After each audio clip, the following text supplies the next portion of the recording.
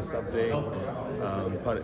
The team's got to do up-down push-up, and early on we were doing 100, 200 push-up, sit-ups after a workout, and the kind of the last summer, end of spring, we were doing like 5 or 6. So I think just building the culture up, having a lot of meetings about it, talking about it, and really, putting it in our mind, this is what we have to do.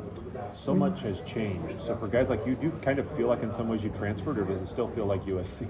Yeah, I mean, it definitely feels like a different atmosphere, but I mean, things are still kind of the same, campus and all that. So not really, but just the energy that's around. A lot of new faces around. Travis, Jordan, Addison, Caleb. A lot of new faces. So it kind of feels like a whole new team, which is interesting. But I mean, I think there's a lot of excitement around this place. A lot of former players are coming back. A lot of people are just excited about this upcoming season. So definitely injected some good juice into this place. Does that add more energy, not just a new coaching staff, but the fact that you've got so many guys coming in from so many different places that, like you say, it's almost a brand new team? Yeah, 100%. And, along with, a lot of new players, there's some of the best players in college football. You got Caleb, Jordan won the Biletnikoff. You got Travis, you got Austin Jones, you got Brandon Rice. So, it's really exciting in that regard that, we're getting a lot of players, but they're also extremely talented.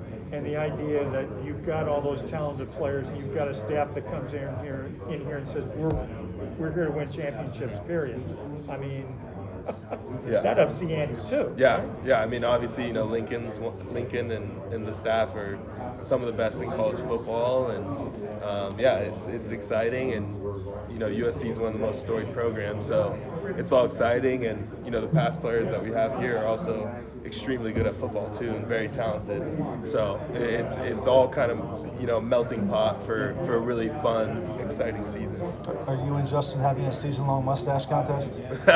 Yeah, he shaved his maybe a month or two ago, and I stole the spotlight, and so he had to take it back. So I think we'll keep it going for the season. You couldn't convince Cortland or Jonah to get one? I don't know if Jonah can grow one.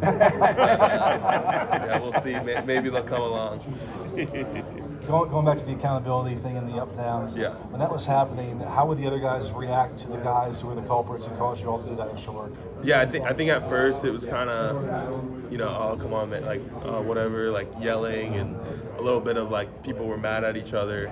And then, as it came along, it was more like, hey, you know what, like, we got you, like, don't do it again. And people really took that to heart and started making changes, if they were missing a lot.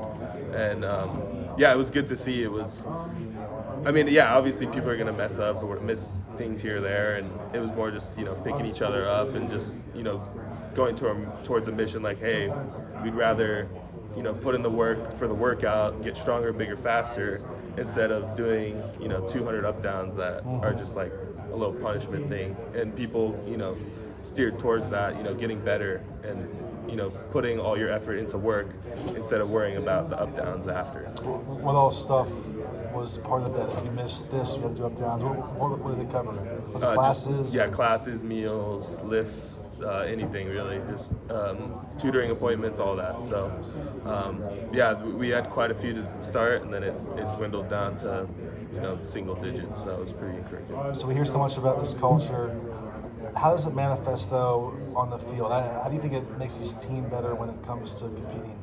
Yeah, I think it just makes us closer together and push towards the one goal. Don't listen to the outside noise, all that. Like, just worry about the guys in this room. Let's get better every day. Let's push each other. Let's compete, and push to each game. Getting the win and pushing to a championship, and just kind of bonding as a team. I think has been the big thing. Hearing one message and kind of everyone knowing that message, and then just coming together. that like unitedness and being together, do you think how do you think that'll help the team when, you face a little bit of adversity throughout the season, or, you kind of reach the point where things might start to slow down? Yeah, I think that's huge for football. Obviously, it's like the ultimate team game.